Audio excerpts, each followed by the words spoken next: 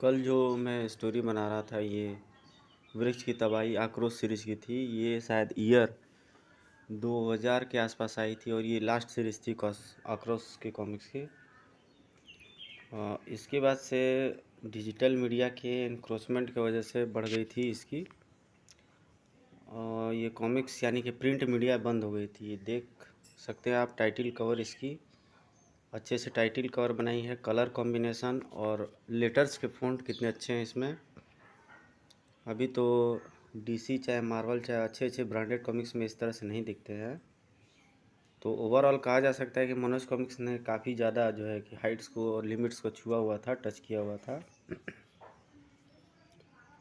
और कल जब मैं इसकी वॉइस मोड पर स्टोरी अपलोड कर रहा था तो कुछ इसकी स्टोरी छूट गई थी, जिसके आगे मैंने सोचा कि आज अपलोड कर दूँ। ये इस इंडस्ट्री के बड़े बड़े नाम तिलक, संदीप गुप्ता, कदम स्टूडियो और जिस पे ये टाइटन के एक सेनापति रहते हैं, इसका नाम रहता है टिट, जो कि ये हलचल नामक जो ये यंत्र रहता है इसको इस जंगल में ले जाता है ताकि वह वृक्ष को निकाल सके, हटा सके। टाइटन ग्रह रहता है एक विकासशील ग्रह, देख सकते हैं आप इसकी फ़ॉन्ट की बनावट। जबकि उस समय कंप्यूटर वीएफएक्स इतनी चीज़ें नहीं थी, उसके बावजूद तो ये था वो पेड़ जो न जाने कितने टाइटन वासियों की ज़िंदगी लूट चुका था। तो यहाँ से स्टार्ट होता है, किंतु आज हम इसका विनाश करके ही लौटेंगे। इस वृक्ष के आतंक को ख़त्म करने के लिए जो भी सैनिक टुकड़ी यहाँ पहुँची फिर जीवित न बचकर लौट सकी। और वृक्ष की टहनियाँ चरचर करते आगे बढ़ी। सावधान नरभक्षी पेड़ की टहनियाँ सावधान, इसे हमारी गंध मिल चुकी है। टिट ने हलचल को आगे बढ़ाया और ये कमांडर जो रहता है अपने सैनिकों को आदेश देता है ताकि वह वृक्ष को काट सके या उसकी समाप्ति या एंडिंग कर सके। तो ये क्या होता है कि उसके आदेश का पालन होने लगता है और ये वाहन जो है कि चलने लगता है। तभी बीच में बादल घेर लेने की वजह से यंत्र सौर ऊर्जा से चलते हैं और सूर्य को बादल की उस बड़ी टुकड़ी ने ढक लिया है। अब क्या होगा? होने वाला विनाश सामने था। देखते देखते नरभक्षी पेड़ की शाखाओं की गिरफ्त में आ गए कई लड़ाके। टिट भी वृक्ष की मजबूत शाखाओं में जकड़ा गया।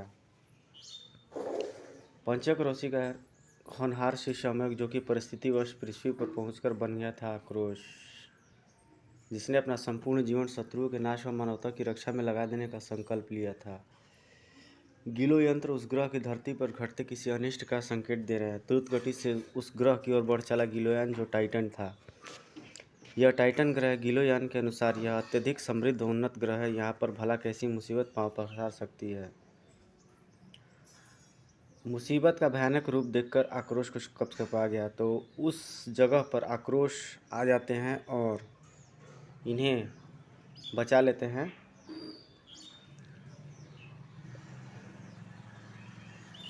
और जिससे कि टाइटन वासी के आशा की एक लहर दौड़ जाती है उनको कि अब हमें कोई सेव कर सकता है, बता सकता है। ये पिक्चर जो है रेयर केस में देखने को मिलती है। बहुत सारी कॉमिक्स पब्लिकेशन है, परंपरा, राधा, नूतन, गोयल, तुलसी, लेकिन ऐसी पिक्चर्स बहुत कम देखने को मिलती है। फेसबुक इंटरनेट पर कई सारे लोग बनाते हैं और इन चीज़ों को बताते नहीं हैं, डिस्क्राइब नहीं करते हैं इसके बारे में। डिस्क्राइब भी करना बहुत ज़रूरी होता है। दूसरी है कि ये स्टोरी जो होती है मोरल एबिलिटी को बूस्ट करती है। और ये रक्तवाहु के साथ आक्रोश की जो होती है, आक्रोश की जो चीज़ें होती है, रक्तवाहु की नाड़ियाँ मेरा जिस्म छोड़ रही हैं। टिट व उसकी लड़ाका टुकड़ी, ख़त्म कर दो इस शैतान को। मुझे ख़त्म करना आसान ना होगा क्योंकि मेरी नाड़ी जिस्म की निर्माण कोशिकाएं तीव्र रूप से सक्रिय रहती है, जिससे मेरी घायल नाड़ियाँ तुरंत ठीक हो रही है।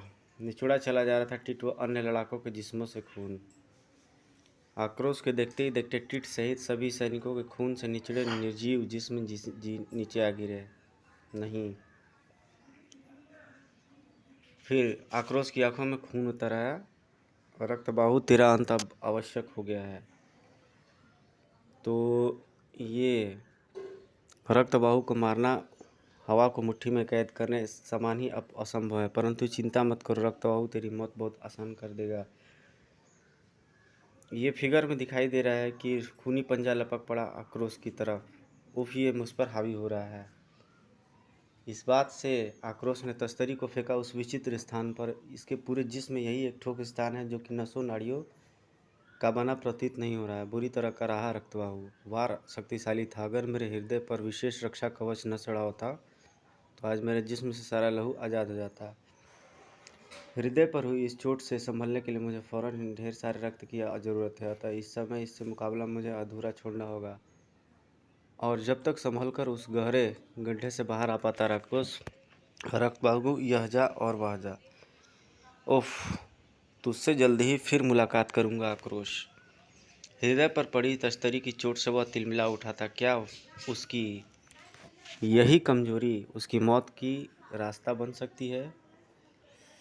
आक्रोश के नगर में प्रवेश के साथ ही नगर में हलचल मच गई। ओह, ये तो लड़ाका टुकड़ी का सदस्य है जो नायक टिट के नेतृत्व में उस नरभक्षी वृक्ष का पता लगाकर उसे खत्म करने गए थे। नरभक्षी वृक्ष को तो मैंने समाप्त कर दिया, पर आक्रोश की नायक टिट और उसकी लड़ाका टुकड़ी को नहीं बचा पाया। कुछ देर बाद आक्रोश राजमहल में टाइटन सम्राट टिटोनी के साथ था। मेरा नाम आक्रोश है सम्राट, मैं नरभक्षी पेड़ के विषय में जानना चाहता हूँ।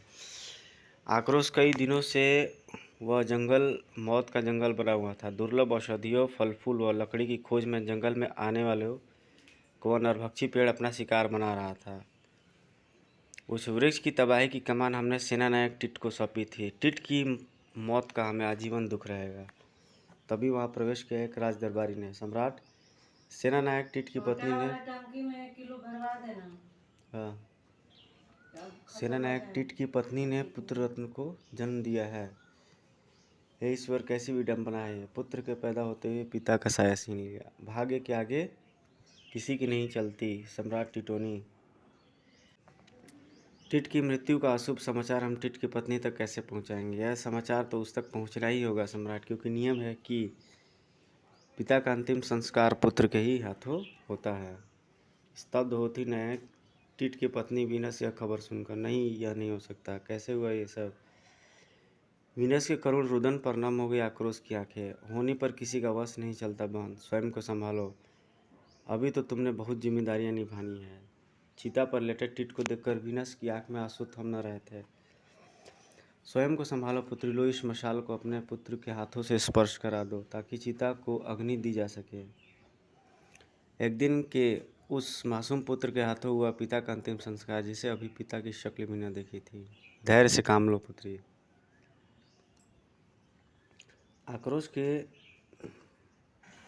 इस प्रकार उन्हें सांत्वना देने से टाइटन सम्राट टिटोनी के साथ थे। उस वृक्ष की तबाही की कमान हमने सेनानायक टिट के हाथ में सौंपी थी। तो ये उस ग्रह के सम्राट से बात होती है और उसके बाद से उसका जो होता है मृत्यु हो जाता है। टिट जो सेनापति रहते हैं, क्योंकि रक्तबाहु से जो वृक्ष रहता है उसमें से उसको जब उनके साथ युद्ध होता है, रक्तबाहु की तलाश थी और रक्तबाहु के रक्त की, जो शायद इस रूप में पूरी होने जा रही थी। यह था भाप शक्ति वाहन, जो टाइटन वासियों को द्रुत गति के साथ एक स्थान से दूसरे स्थान तक ले जाने के लिए टाइटन में परिवहन क्रांति ला चुका था। तो ग्रह होते हुए भी इतनी समृद्धि और शक्तिशाली ऊर्जा, लेकिन आज यह अपने गंतव्य तक नहीं पहुंचना था। ओह, यह क्या खूनी शाखा है! ओह, खूनी शाखाओं द्वारा खींच लिए गए भाप शक्ति वाहन के दोनों चालक विहीन भाप शक्ति वाहन द्रुत वेग के साथ पटरियों पर फिसलता चला गया। धड़ाधड़। यात्रियों को खतरे का तब आभास हुआ जब भाप शक्ति अपने पहले ही गंतव्य स्थान पोंग पर न रुका। भाप शक्ति पोंग पर क्यों नहीं रुका? इसकी तो गति में भी अंतर नहीं पड़ा। कोई गड़बड़ है क्या? सभी यात्रियों को उस वक्त खतरे पर दृढ़ विश्वास हो गया जब भाप शक्ति अपने देती गंतव्य टोंक पर भी न रुका। चालकों ने भाप शक्ति को टोंक पर भी नहीं रुका। एक यात्री साहस करके चालक कक्ष में पहुंचा, जहां पहुंचकर होश उड़ गए उसके। चालक कक्ष से चालक गायब है। यह सूचना से पूरे भाप शक्ति वाहन में खौफ का तहलका मच गया। भाप शक्ति का मुख्य गंतव्य निकट ही है। अगर वहां पहुंचने से पूर्व भाप शक्ति को न रोका जा सका तो भाप शक्ति में सवार सभी यात्री भयानक मौत मारे जाएंगे, क्योंकि उससे आगे भाप शक्ति मार्ग यानी पटरियां नहीं बची है। मदद। इधर आक्रोश को अपने गिलो यान से मिल चुकी थी इस संकट की सूचना। भाप शक्ति वाहन अनियंत्रित दौड़ा जा रहा है। निर्दोष लोगों की जिंदगियों को बचाना होगा मुझे। मदद मदद मदद। आक्रोश ने गिलो यान से एक सीढ़ी नीचे गिरा दी और एक एक करके इस सीढ़ी से ऊपर आने की चेष्टा करो। सीढ़ी पर सर्वप्रथम चढ़ने की जैसे प्रतियोगिता सी शुरू हो गई। मुझे जाने दो, मुझे मौत से बहुत डर लगता है। पहले मैं जाऊंगा। नहीं, मुझे 100 बरस तक जीना है। अभी अभी पहले मैं जाऊंगा। तुझे जल्दी है तो इस रास्ते से तू जा।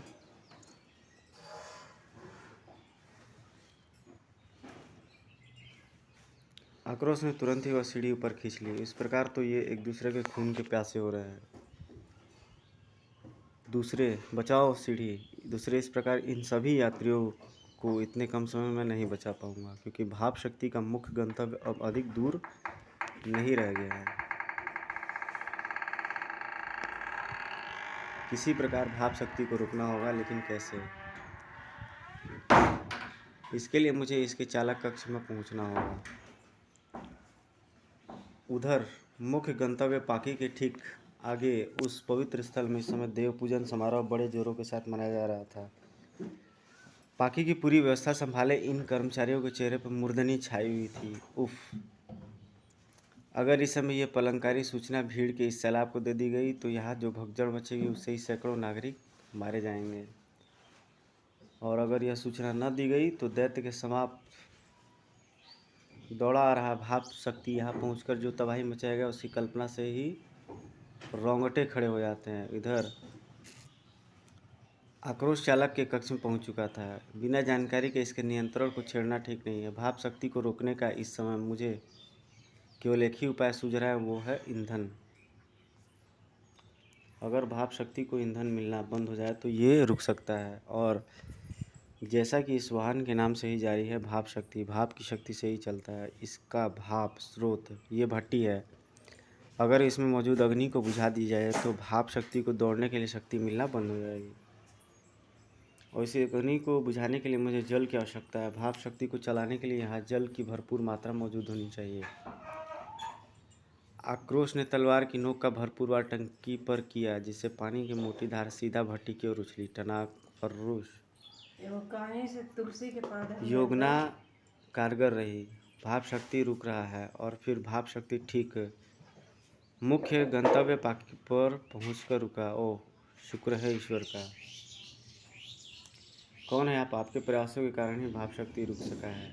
मुझे आक्रोश कहते हैं। मुझे खुशी है कि मैं इतने नागरिकों के प्राण बचा सका।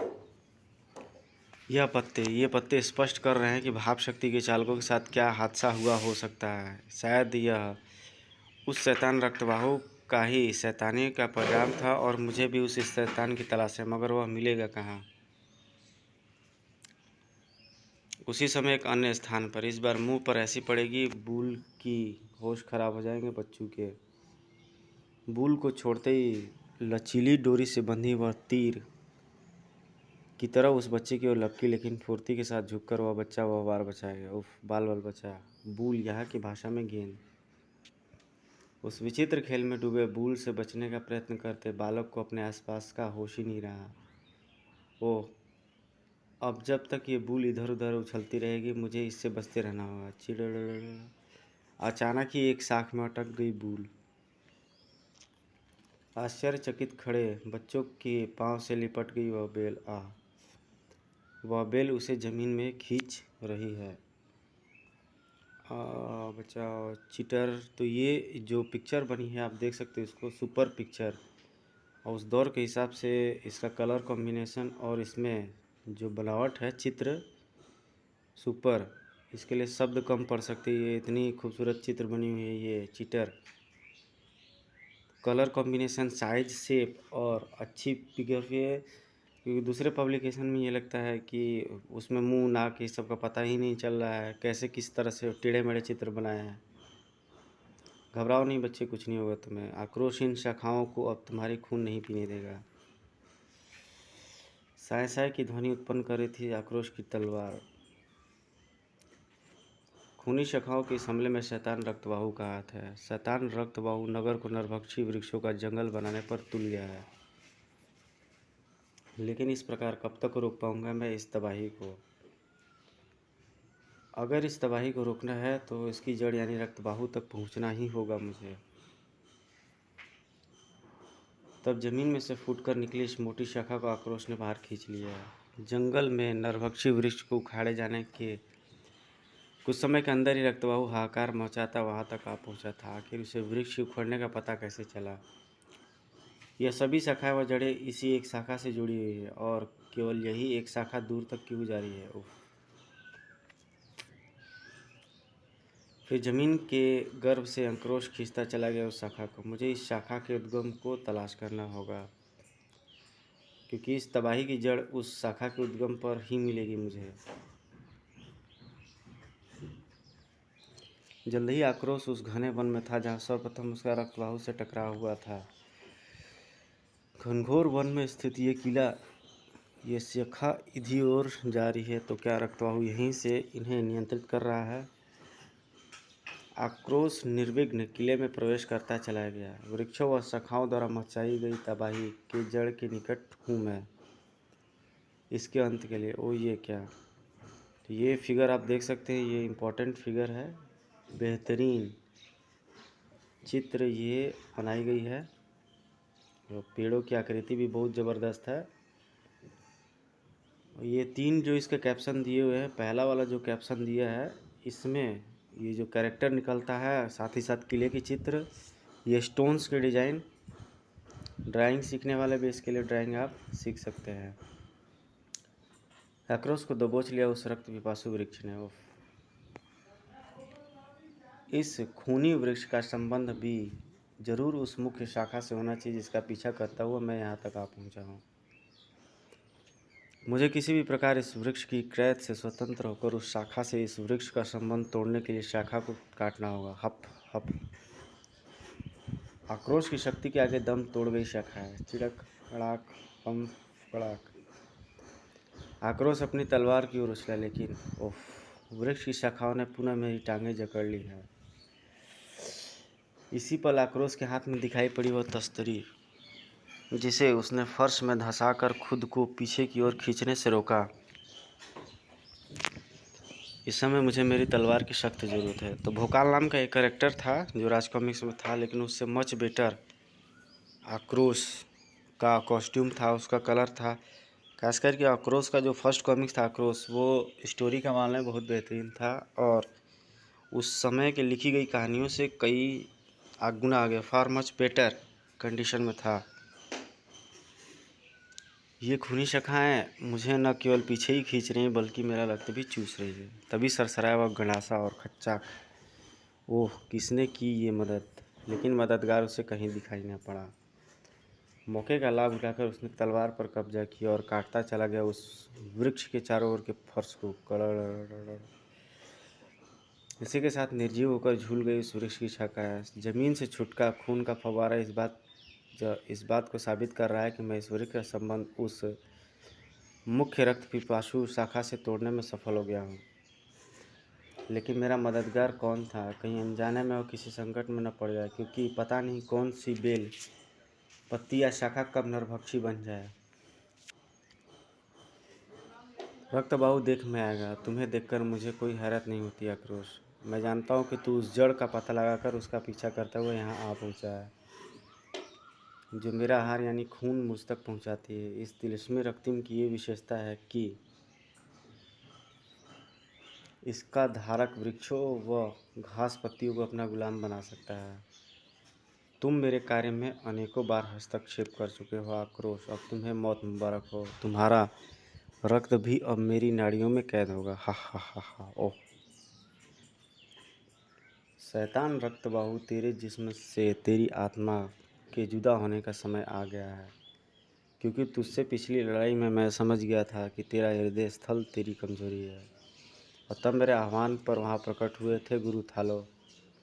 आक्रोश इसकी नाड़ियों को रक्त पहुँचाने का कार्य इसका हृदय ही कर रहा है, जो कि एक विशेष रक्षा कवच से ढका हुआ है। इसे नष्ट करने के लिए तुम्हें दिव्य शस्त्र देता हूँ। आक्रोश ने वह शस्त्र रक्तबाहु के हृदय का निशाना बनाकर उस पर खींच मारा। दुष्ट रक्तबाहु, अब इस शस्त्र से तेरा बच पाना असंभव है। सर ओ ठीक उसी पर रक्तबाहु के आदेश पर दीवार फोड़कर रक्तबाहु और शस्त्र के बीच दीवार बनकर आ खड़ी हुई विशाखा। हा हा हा खटाक। आक्रोश को अपना सारा रक्त निचुड़ता महसूस हो रहा था। तभी ओह, वह आरी शस्त्र इस समय मेरी मदद कर सकता है, लेकिन इससे यहाँ पहुँचाया किसने? आक्रोश, तुम्हें मौत मुबारक हो। अब मैं जाता हूँ सम्राट के महल। यहाँ के सम्राट की मौत भी तो मेरे ही हाथों लिखी है। हा हा हा हा। इधर आक्रोश ने अपने पाँव में दबी उस आरी को उछालकर हाथ दबोच लिया। घुर्र। यह यांत्रिक आरी सौर ऊर्जा द्वारा संचालित होती है और टूटी दीवार से पर्याप्त सौर ऊर्जा मिल रही है। लेकिन इसे यहाँ पहुँचाया किसने? कौन है मेरा मददगार? मैं चौंका। आक्रोश, विनस तुम? हाँ। आक्रोश, अपने पति की हत्या का बदला लेने के लिए मैं तुम्हारा पीछा करते हुए यहाँ आ पहुँची। मैंने ही वो आरी यंत्र तुम्हारी ओर फेंका था। आक्रोश, जल्दी करो वरना हत्यारा न जाने और कितनी विनसों को विधवा बना देगा। तुम फिक्र न करो वीरस, अब उसके जिस्म में केवल चंद सांसें ही बची, जिन्हें मैं अब उनके शरीर से आज़ाद कर दूंगा। आओ मेरे साथ। इधर टाइटन महल पर कसने लगे थे तबाही की शिकंजा। महल पर हो रही है खूनी शिखाओं का हमला। महल किसी भी क्षण ध्वस्त हो सकता है। जल्दी महल से बाहर निकलो, फिर कुछ ही देर में संध्या हो जाएगी और फिर सौर ऊर्जा के अभाव में हमारे सारे यंत्र काम करना बंद कर देंगे। किसी भी समय ध्वस्त हो जाने वाला था महल। रक्तबाहु को सौंप दो टाइटन का कमान, तभी रुकेगा ये तबाही। रक्तबाहु का स्वर सुनकर ठिठक गए सम्राट टाइटन। ओ, तो तू इस बर्बादी के पीछे तू है शैतान? जल्दी लाओ सौरास्त्र और इस शैतान की धज्जियां उड़ा दो। सौरास्त्र की सौर ऊर्जा किरणों ने कई छिद्र कर दिए रक्तबाहु की नाड़ी जिसमें, लेकिन फिर शीघ्र ही भरते चले गए वे छिद्र। आहा हा, तुम मेरा कुछ भी नहीं बिगाड़ सकते सम्राट टाइटन। जब सक्रोश जैसा शक्तिशाली योद्धा मेरा कुछ न बिगाड़ सका और मेरे हाथों मारा गया, तो फिर तू क्या चीज़ है सम्राट टाइटन? क्या? नहीं, तुम झूठ बोल रहे हो। तभी हवा में सरसरा कर आई यह तस्वीर धंस गई रक्तबाहु के हाथों में। खचाक। तिलिस्मी रक्तिम को लपक लिया आक्रोश ने। रक्तबाहु, अब तेरा खेल खत्म करने में मैं एक बार फिर तेरे सामने हूँ। वो देख, मेरा आदेश पाकर वृक्षों की शाखाएं रक्त पीने को मचल उठी है, लेकिन मैं जानता हूँ कि तू तब तक नहीं मरेगा जब तक तेरा हृदय एक विशेष रक्षा कवच से सुरक्षित है, और जिसे भेज सकता है केवल यही शस्त्र। नहीं। गूंज उठे रक्तबाहु की दर्दनाक चीखें, और इसी के साथ रक्तबाहु के रक्त से भरता चला गया तिलिस्मी रक्ति। चलो, खत्म हुआ एक और शैतान का फरसा किस्सा।